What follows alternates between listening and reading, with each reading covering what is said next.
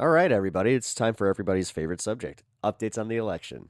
Now, everybody knows that polls are going to poll, and it's just one of those things where, you know what, I don't trust polls as far as I can throw them, which is not very far because they're not tangible things.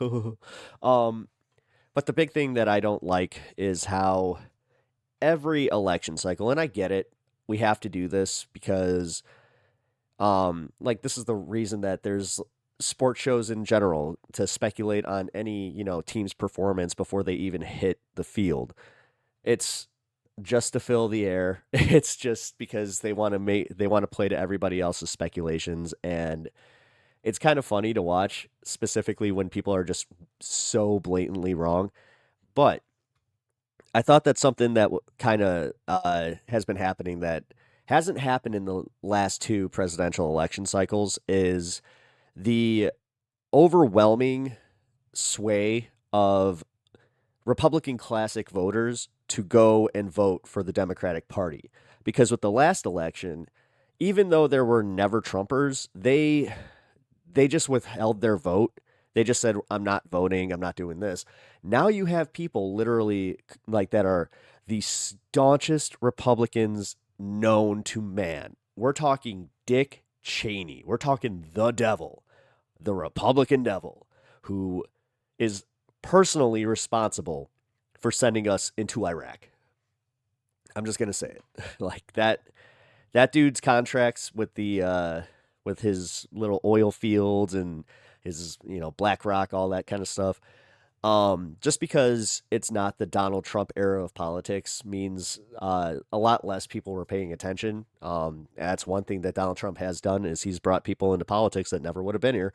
Um, but because of that, a lot of people have just forgotten how reprehensible people like Dick Cheney, Liz Cheney, any of these Republicans were. However, something that's also being lost is how much of a principle switch this is, where, like you have to ask yourself, what would it take for you as a leftist or a liberal to vote for a Republican? Well, it's kind of weird when you start, thinking. You're like, well, is it as much as like, what would it take for me to vote for this person, or what would it take for me to vote against this person? So just imagine, Joe Biden going full Donald Trump, and then you're just like, well, I think I'm going to vote for the other dictator who's, not half dead kind of thing. And that's essentially what we were all doing. But um, this is where it should honestly scare a lot of Republicans is a lot of independents were even coming out and saying that they were still going to vote for Biden. So this is what brings me to the big demographic switch for this specific election that nobody's really bringing up because I have a feeling that it would kind of taint the media cycle, specifically their narrative about, oh, it's neck and neck. It's neck and neck. Oh, the Democrats are the. I mean, we got Nate Silver literally coming out, and now he went from saying that Donald Trump had a 57% chance of winning the Electoral College to 62%. He keeps moving the percentage up, and Democrats are losing their collective minds over just one guy who has been wrong before. This is why I absolutely hate the fact that we put these guys on the same level as sidekicks, fucking sidekicks. Like, and then once the election's over, nope, don't you never call them out. You never call them out. And then you can sit there and blatantly ignore other people. Like again, every Republican loves pointing to this Nate Silver poll, but then you got another guy who's predicted the last 9 of 10 elections. Again, he got one wrong, and he's saying that Kamala's going to win. But that kind of flies in the face of the narrative spin that the media wants you to believe right now. Um, so specifically, independents. Independents are coming out for Kamala in droves, and it kind of plays into that whole thing that we were kind of doing at the beginning of the election cycle, where you had anybody but Trump and anybody but Biden. Once it was anybody but Biden, a lot of the people who were center left or just center decided, well, that fits the criteria. Might as well just go for it now, So it's kind of like they're not really bringing that up. They're not bringing up the fact that There are Republicans. And like I was saying, Dick Cheney.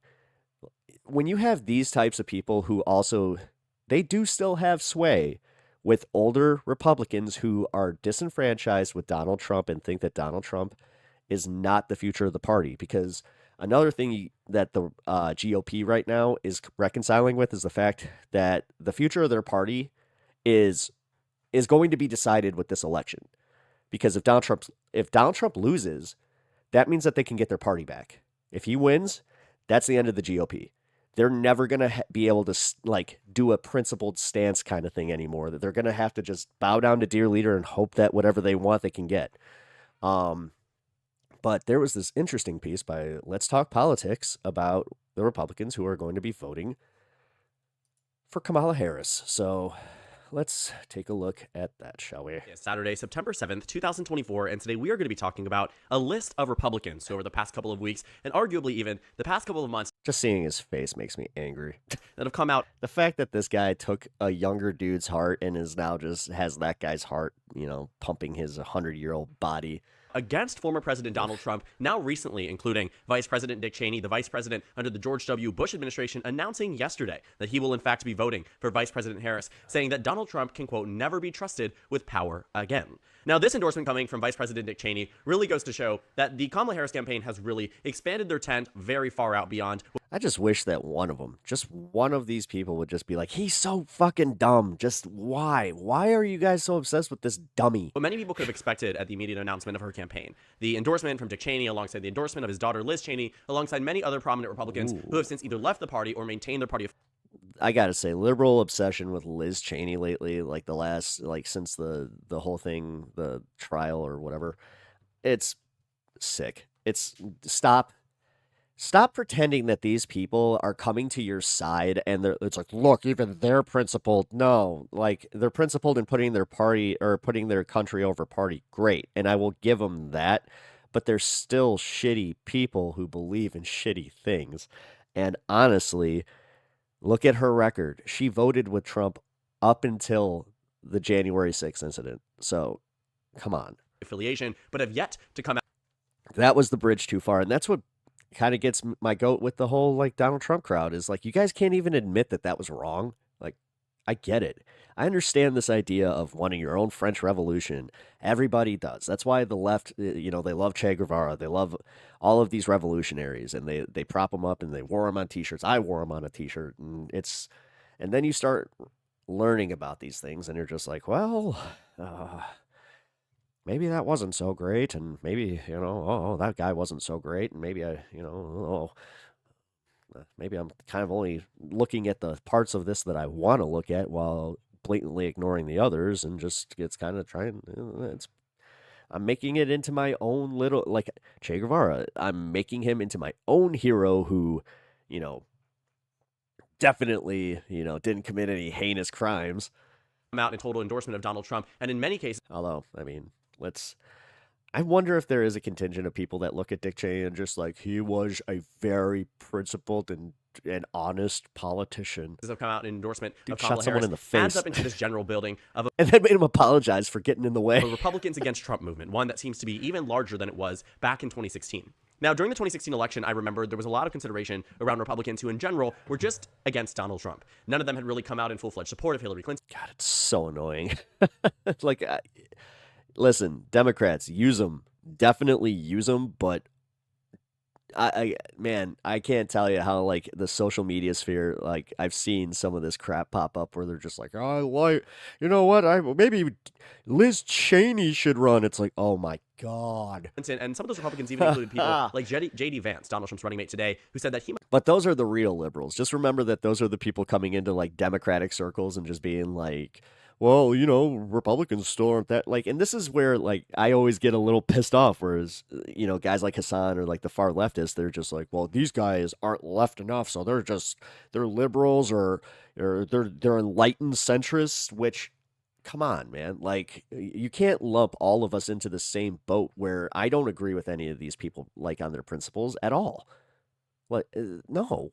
might even hold. I agree with one thing they did, but apparently that's enough for anybody now to just reverse course on everything they believe. His nose and vote for Hillary Clinton in 2016. It was in the state of Ohio. He had been well known for the book he had written. And beyond that, too, J.D. Vance, at that point in time, was very much anti-Trump. Now, in 2016, there was far more anti-Trump sentiment that came from the Republican Party. But when push came to shove, they voted for Donald Trump in the election. We found that 2020... Oh, you're telling me that they pretended to be these principled Republicans, and when push came to shove, they were like, well, I can't vote for Biden. And then when push came to shove and Biden won, and then there's this, this almost coup, then all of a sudden you're like, oh no, these people are a little crazier than I gave them credit for. We kind of got it. We got to bring it back to Republican classic. And this is the only way that it can be done is by fooling Democrats. We only saw marginal improvement for Donald Trump amongst the Republican Party base, and that's because in 2016, 90% of the Republican Party voted for Donald Trump. This time around, things feel very different in the sense that Kamala I swear, when I see people Harris has started to branch out eyes those who are like willing that, to publicly endorse her, rather than just I'm Republicans like, who are willing okay. to publicly come out against Donald Trump. And even some Republicans, people like Liz Cheney and Dick 1,000-yard Cheney, who in stare. 2020 are adamant supporters of Donald. Hey, I have something to sell you. It's the Republican Party. Come with us. We have all the things that you could ever want. All the whiteness, all of the land, and all of the tax cuts. Donald Trump, very, very big Except you're also, not. proponents of him. I love how people, they're like, yeah, we got the tax cuts. No, you didn't. You can even see Do you make over $400,000? No. And even if you do, you're telling me that, oh no. Liz Cheney, leading into the 2020 election, had been very, very clear. She was in favor of Donald Trump. She was supporting Donald Trump. That's another thing that gets me with election cycles is how people that like make $400,000 a year or like more than that, they're just like, but we're the middle class just like you. Trump. She had written ads and recorded ads and done speeches and stuff, all these things for the former president, because before the 2020 election had concluded, all of these Republicans, nearly without a doubt, people like Mike Pence, the vice president at the time, people like Dick Cheney, people like Liz Cheney, were very clear. Donald Trump was the person for them. But then came January 6th, and then came the aftermath of the 2020 election, in which many Republicans started to turn away from the former president. We saw all these considerations around Governor Ron DeSantis and Ambassador Nikki Haley and all of these people that were supposed to replace Donald Trump, and some prominent Republicans began backing these alternatives, citing that Donald Trump should never be president ever again after January 6th, and that the American public wouldn't even vote for him. But then he became the nominee, and Republicans fell back into line. They came back into the point where they were endorsing Donald Trump. No more criticisms of Donald Trump. But for some of these You've already made that point. Let's go. Republicans, it hit a breaking point where they simply could not stand by and allow Donald Trump to be elected yet again in the 2024 election. And so rather than come out against Donald Trump and not endorse a Democratic candidate, for instance, we saw that from Mitt Romney in 2020, senator from Utah, former governor of Massachusetts, 2012, Republican nominee for president, still in this election has not endorsed Donald Trump, came out publicly in 2020 and argued against Donald Trump as a candidate, but not for Joe Biden. He said he was not going to vote. Normalize making politicians hateable again. For President Biden at the time, Vice President Biden was not going to vote for a Democrat down ballot because Donald Trump was at the top of the ticket. And we also saw this too. People like Larry Hogan, that was my governor in 2020, who publicly said he was writing in Ronald Reagan. Now, we typically know in a presidential election, it's a two-party system, writing your vote, or Donald Duck, or it's always the clever, I'm going to write in somebody. Writing in a vote or voting third party. Let's vote for Jill Stein and be done with it. At least give her something so she can come back in the next 4 years and be like, look, people supported me. Doesn't contribute to the eventual winner of the election. But what it does do is sends a message to some extent. But Mitt Romney writing in someone, Larry Hogan writing in someone, wasn't taking a stance that many Democrats were hoping for, and that was to vote for Joe Biden. This time, again, things seem to change. And the fact is, too, my new mic placement is not helping with my coffee. We are still seeing this silence from prominent Republicans that used to be major party leaders in the GOP. People like George W. Bush, whose office today said that President Bush has retired from presidential politics years ago. It is customary that the president of the party endorses their party's nominee. So that just means that he didn't want to vote for Trump and he doesn't want to vote for a Democrat. He wants to be principled. He wants to go to the grave, but just be like, I never voted for somebody that I never felt the principle or the urge just because whatever. I lost the fucking train of thought there. Until the day they die. That's how these things work when it comes down to American politics. This is what happens when you make things in the morning. To be quite frank, all of the living presidents have lived in the modern era of the current Democratic and Republican parties. And so to see such a massive party shift, we haven't had a major realignment for any of the God, do you ever just miss the days when he was the dumbest American politician? presidents who are still alive today. We haven't had a major shift in the sense that we've seen liberal ideology now become Republican and conservative ideology now become Democrat, or vice versa. We have pretty much been staying with the same political party since the civil rights era, left versus right, since the 1960s. And so George W. Bush's silence on the 2024 election speaks volumes in the same way it did in 2016. I mean, that's one thing Trumpers were kind of right about, though. Like, that's the reason that Trump got so much support, and he even had, centrist support, is because he was essentially outside the realm of politics. So everybody was so, gung ho for this idea of we need somebody that's not in the system to upend all of it. Well, you picked the wrong guy. 2016 and in 2020. But more Republicans were not willing to come out in favor of Kamala Harris, or were not willing to come out against Donald Trump in the aftermath of the 2016 election, because they knew at that moment that not only had the Republican Party changed, but the country at large. I just realized that. How many people say, I just want a politician who thinks like me, and then the second they hear a politician that thinks like them, they realize they're idiots, and they're like, no, I don't. We also have to look at this too, where it isn't just Dick Cheney, it isn't just Liz Cheney, it isn't just George W. Bush, it is Donald Trump's own vice president back in 2020. Mike Pence, we all remember him, Trump-Pence 2016, Trump-Pence 2020. He announces back in March that he will not be endorsing Donald Trump for president, and has not walked that back. We saw many Republicans say in the primary season, I will not kiss the ring. I will not fall down and endorse Donald Trump. I will not. And again, and we're going to sit there and just be like, we need to take this more than just the little bit of, political hit piece that we can use it for. We got to pretend like he's a principled person that is coming to the left. End up in his tent. Ron DeSantis insinuated. Nikki Haley plainly stated it. Many Republicans promised. I've been using that word principled a lot. You know what? That's the buzzword of the day. Promised that when they were running against Donald Trump, is because they saw him as a threat and that he couldn't reach the White House. And the moment that he won the Republican nomination, they fell in line. They spoke at the RNC. They spoke in advertisements. They recorded clips for the president, former President Trump. They did. It's almost like they actually don't have any guiding morals or principles outside of this money go into bank account that make me do this. All of these things to boost Donald Trump's reelection, because it was a politically advantageous thing to do for them at the time. But for Mike Pence, he refuses to fall in line. George W. Bush, he refuses to fall in line. Liz Cheney, she refuses to fall in line. And then just a day later, Vice President Dick Cheney says he will not vote for Donald Trump, but instead vote for Kamala Harris. I mean, the fact is, these are people that have been serving in elected office. Yeah, except here. Check this out. Right there. You see this? Cheney's Harris endorsement tests her influence. That's not necessarily a good thing for her. In the 21st century, Dick Cheney was in office from 2001 to... Also, why does it test her influence and not his? We're talking about, his opinion. 2009. I was born during the George W. Bush administration. Ugh. And while I certainly Youngin. was not an active participant in American politics, I was about to graduate high school. anybody who was can tell you just how monumental of an endorsement this is. Is it going to save the election for Kamala Harris or sway the election tremendously in favor of Kamala Harris? The answer is no. But it speaks to a more consistent thread that we have seen since July 21st, when Kamala Harris entered into the race, and there was an alternative for voters that was not 80 years old, that was not... Hey, look, guys. The election map is live. Someone who had been associated with the Biden part of the Biden-Harris administration as much. And so Kamala Harris came in, provided not only Democrats with this newfound hope and idealism for the party, that it would be someone who's younger. It would be someone who is a woman, right? A woman of color at the top of the ticket. You have so many things that Democrats have been longing for decades at the top of the ticket. Come in just around a month and a half ago, Dick Cheney not only provided with that opportunity that Democrats now feel exhilarated, but it provides Republicans somebody else besides Joe Biden. Because in 2020 and many other years before, they were bashing the former vice president, then turned president until he won. In 2021, in 2022, in 2023, a lot of their rhetoric was around how they believe Biden did bad things for the nation, but now it's turning around into how they think Donald Trump would be even worse. Well, yeah. I mean, when he's literally telling you that he's going to be a dictator on day one, and then he doubles down by saying you don't have to vote, and making all these little hints of his authoritarianism. Maybe there's something to it when the guy who wanted to, do the coups originally, and he wanted to do it under the guise, at least under the banner of, American decorum.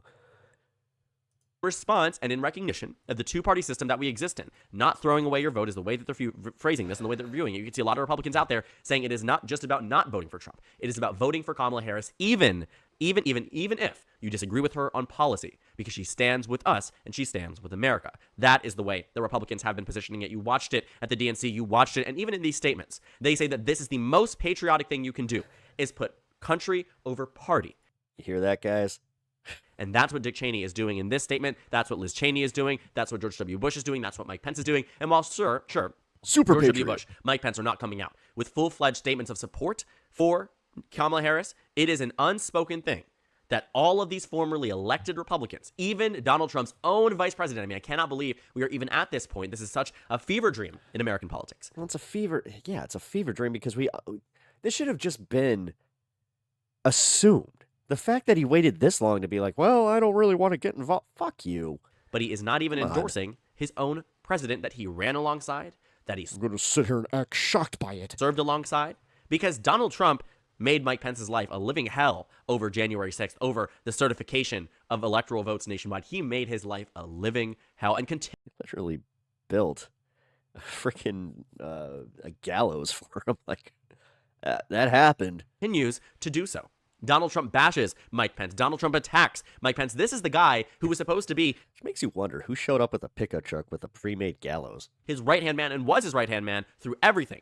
Imagine creating that in your garage. Through the Access Hollywood tape leak, through multiple debates where he lost to Hillary Clinton, through an administration where his I wonder if he uses it for Halloween decoration. Approval rating was record low. You saw Mike Pence. At not one sign did he decide to depart from the Trump train until his own life was seemingly at risk. Not even seemingly was at risk. We saw... Yeah, that's what happened to a lot of these dipshits, is the fact that, like, the second that they saw how crazy these people actually were, like, it's so weird when, you know, you can call people crazy or you can always just be, you know, anecdotal about things until it's part of your life. And then you're like, oh, these people are kind of nuts. People bring a noose to January 6th. We heard the chants, hang Mike Pence.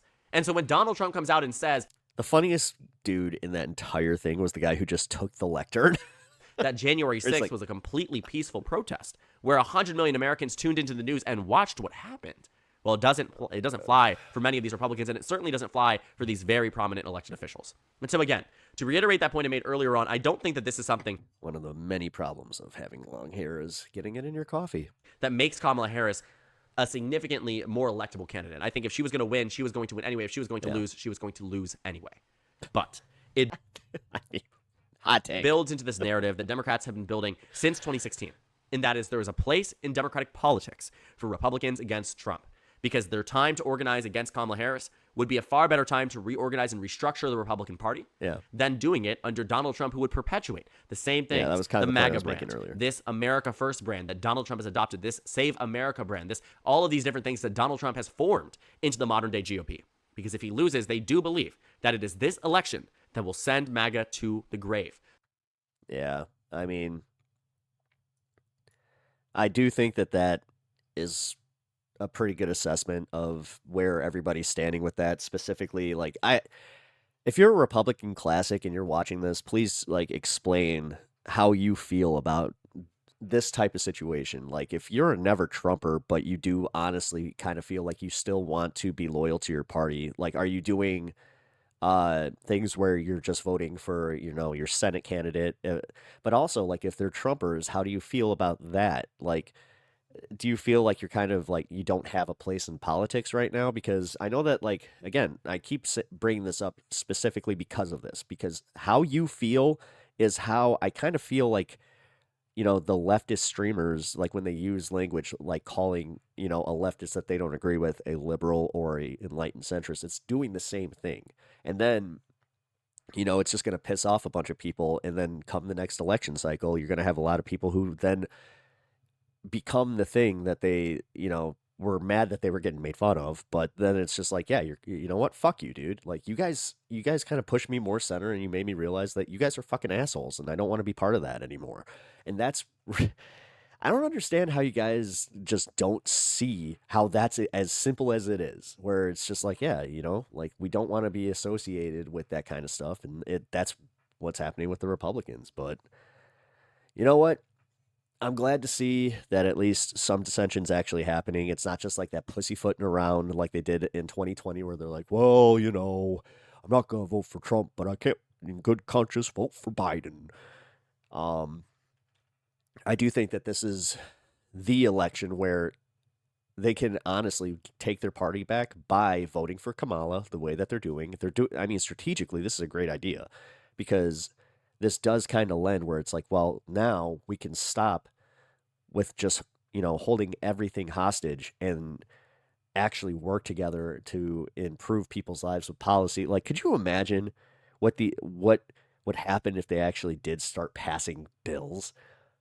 Whoa. Like we actually might, see some, actual energy price decrease. We might see, maybe a minimum wage increase, but I don't want to even bring that up because where's that getting paid for? Again, black budget never brought up. Anyway, well, yeah, that was definitely the most fun video I think I've ever done. But I do like I think that the polls are gonna start showing closer like to the election that I don't think that Trump is as comfortable as the media is making him. I think that they always grade him on a curve anyway, and then on top of it, he always enjoys like poll swings specifically because of the way the electoral college swings, which is messed up in itself. But I think that the correction this time is going to be on his side. Where in 2016 it was Hillary Clinton. She was, I think it was something like 52, 38 or whatever. Um, Biden, coming up to the election, it was getting, neck and neck, and then, election happens, and it's just like, oh, well, Trump definitely, he had more people in the election than we thought he would, but Biden also did a lot better. So it's almost like these people don't know what they're fucking talking about all the time. But yeah, what do I know? Anyway, yeah, if you like this content, leave me a like, comment, subscribe. I'm trying to push to 1,000. Yeah, so I'll see you in the next one.